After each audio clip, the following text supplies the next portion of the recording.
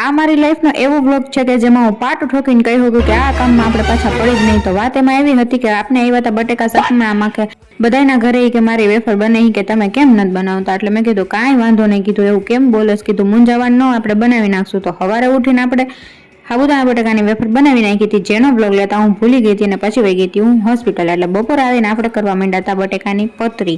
એટલે હું બટેકાની પતરી કરતી હતી સાદી, અને ઓલી ડિઝાઇનવાળી, અને મમ્મી કરતા હતા ખમણ. બે એકમાં મથી ને તો ન થાય, એટલે કીધું બે અલગ અલગ કરી.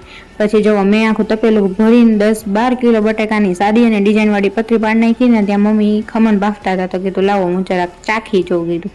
પછી આ બટેકાની પતરીમાં છે ને એક વાર બહુ લાગે, 2-3 પાણી એને ધોવી પડે. પછી એ બફાઈ ગઈ એટલે મેં કીધું લાવો એ આઈ ચાખી લો.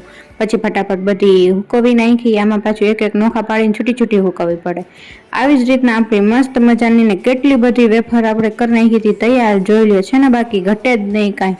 અને આ હતી સાબુદાણા બટેકાની વેફર, જે આપણે નહોતી બનાવી. એનો મસાલો મેં બનાવ્યો હતો, પણ કઈ રીતે મમ્મી.